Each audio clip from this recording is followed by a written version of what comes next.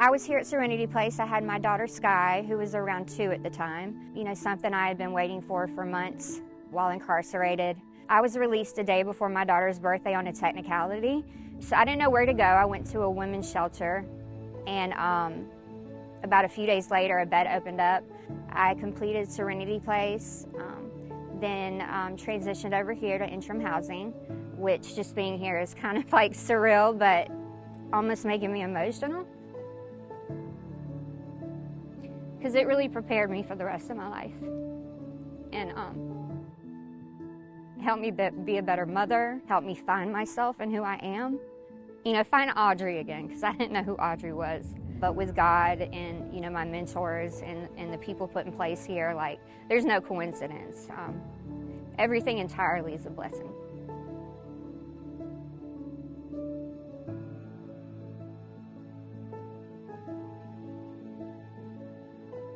I had this huge fear of like how I would survive after getting clean. So like, you know, getting clean is the easy part, like staying clean and making a life that's worth living is the hard part.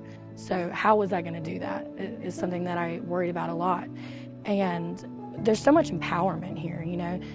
No matter what the issue is, there's somebody who's willing to help you get to the next step. And it's not that they give you the answers, it's just they give you the tools to get where you need to go and to figure out how to get there on your own.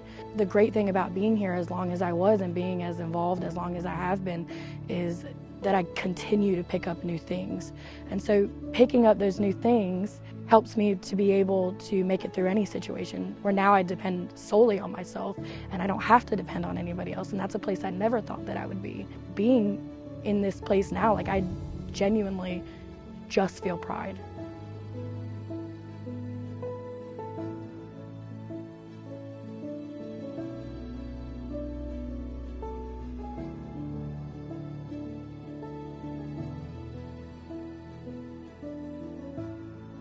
Treatment centers like the Phoenix Center, and I'm sure she's heard it in her classes when people talk about how, you know, when we know people, it's like everybody I know uses, right? For me, treatment was a place to get out of that echo chamber for just, you know, hour and a half, 3 hours, whatever the, you know, class is. But that's how, for me, treatment got me out of the situation and was allowed me to kind of think about things differently, and to, because, you know, when you're using, you feel stuck. I think for being a family member, it's somewhere you can rest, because inside there's so much going on. There's so much fear. You know, when you're trying to support someone in addiction, you just want what's best for them, and you know it's completely out of your control. You might not know that at first, but you're going to figure it out eventually. So places like the Phoenix Center and other community supports for family, it's just a place to go where people understand exactly what you're going through and you don't feel alone. People in those rooms, they get it. They've been there, and you can breathe. You can make better decisions for yourself and for your loved one. So you get comfort there, kind of knowing like you are doing what you can do, and there's nothing else that you can do. You know, if consequences are going to come, we're going to support you and we're going to walk through it with you, and you're not alone.